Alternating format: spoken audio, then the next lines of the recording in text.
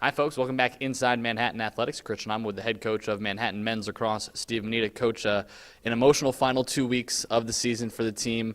No, it did not end the way that you had wanted this to end, but talk about the way 2014 went for the Jaspers. I think there were 5 teams tied at 3-3, so that's a rough way to go out. You know, you look at it, a couple teams playing in the MAC tournament that we had beaten, but if we had taken care of business on our end early in the season, we would have been in a better situation, obviously. But definitely a big improvement over the 13 season, and excited for this fall. Talk about being there in the final game of the regular season with a chance at a number 2 seed in the MAC tournament. Just 2 years into this, players starting to buy into your philosophy? They are. I mean, even the first year we had a real good group, and we caught a couple of tough breaks, and then the schedule early on this season obviously I think would challenge anybody. The upper echelon, North Carolina's, Princeton, Fairfields, Rutgers. I think that prepared us moving on, and I think the last game of the season, you know, being down 8-3 and making that run and having a chance to win, having some opportunities, and you know, I think it's a great experience for the guys. I mean, everything's a learning experience, and I think that'll kind of propel us into the fall of 14. How does that help the way this season ended go through into the summer, into the fall, and into next year?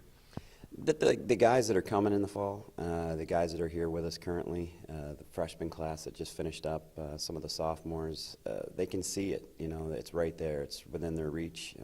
You know, and I think that, as they said in the Block M dinner, that you know, hopefully that they have a little bit of a bitter taste in their mouth. You know what I mean? Well, it was unfortunate, but at the same time, I think it's helping us, especially the guys that are coming in the fall, the guys that I recruited.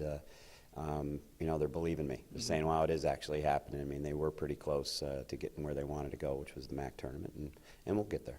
Before we get to 2014, not all for loss. There was some individual recognition, specifically your senior long stick committee, the co-LSM of the year in the MAC, and Sean McMahon. We're going to miss Sean. Sean was the top defensive player you know, that I've ever had a chance to coach. Tremendous leader. You know, just a kid that does it on both sides of the field. You know, he could score goals. You need an assist, he's going to get the assist. You need a ground ball, he's going to get the ground ball. You need a face-off, he's going to take the face-off. Well-deserved. We're going to miss a bunch of the seniors. You know, Danny McGreevy at close defense, Richie in the goal. Brett Madera, although his points weren't up there, I mean, he was the trigger for us offensively. Real smart kid, high lacrosse IQ. But we do get some guys back that we're excited about. You know, Andy Hurst is coming back. Marcel Godina is coming back. Billy Gerard's got a redshirt year, so he'll be back helping the defense out. So we are excited, but we were very proud of the way that the seniors, you know, completed the season, and the accolades that they received were much deserved. A couple accolades for a couple of young guys as well, and Matt Garvey and Alex Abiog being named to the all-rookie team.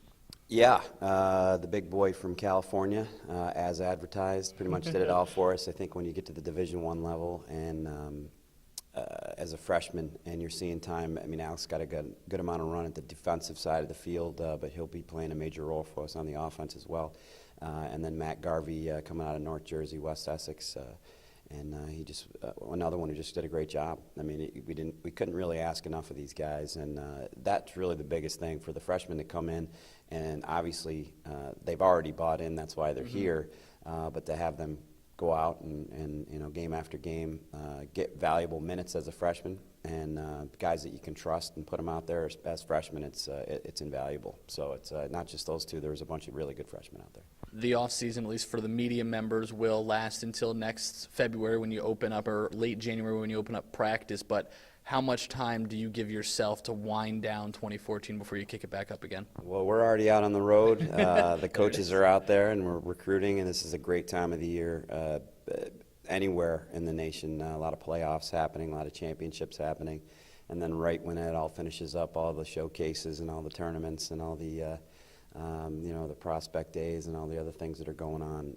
It's a great opportunity. I mean, there's a lot of good lacrosse out there. There really is. And I think that the class coming in, this 14 class, and we've already pretty much completed our 15 class, so we're excited about that. I think we're in the same boat that a lot of the other Division I schools are in. There's only 67 of us in the nation. Everybody wants to play Division I lacrosse, and there's a lot of talented players out there. Commencement at Manhattan on Sunday, so the new crop is going to be here in just a couple of months. Talk a little bit about the new freshmen coming in. It's a great group. I don't know if this program's ever seen a recruiting class like this before. A couple All-Americans, a very good player coming out of British Columbia, Andrew Gresham, an attackman from Coquitlam that we're very excited about. Hunter Eddington, All-American midfielder from California. Wes Schuler, another midfielder from California area. One of the top midfielders in the state of New Jersey, Chris Samaro. A couple of really good goalies. Anthony Cicchio and Michael Zingaro right up the road in Westchester at Lakeland Panis. We feel really lucky to have the opportunity to recruit him and to get him here.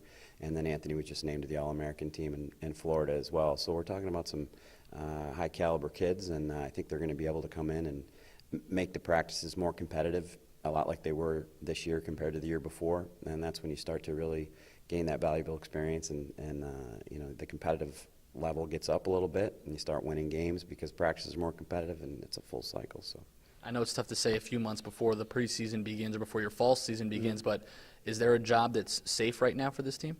No, not at all. I think that, and that just makes the programs that much better. I'm not comparing us to the Syracuses and the Dukes and the Marylands of the world, but I'm saying that the same thing happens at those schools. I mean, yeah, they've got their guys that are coming back, and they've got their guys with experience, but at the same time, the freshman classes that are coming in nowadays at the Division I level, they're talented kids that are, a good majority at the time, are pretty confident kids, athletic, heady, and excited to get going. So, I don't think anybody's safe. Finally, Coach, a little bit of a fun question. I'm not sure how much you've been watching, but who do you have next weekend, Final Four? Who's going to raise up a championship trophy? I'd love to see Albany win it. I'd love to see Albany win it. They're playing pretty well right now. I love the fact that, the MAC champion, Siena, went out, played Bryant tough, lost by a goal, and then Bryant goes on and beats Syracuse by a point in the Carrier Dome.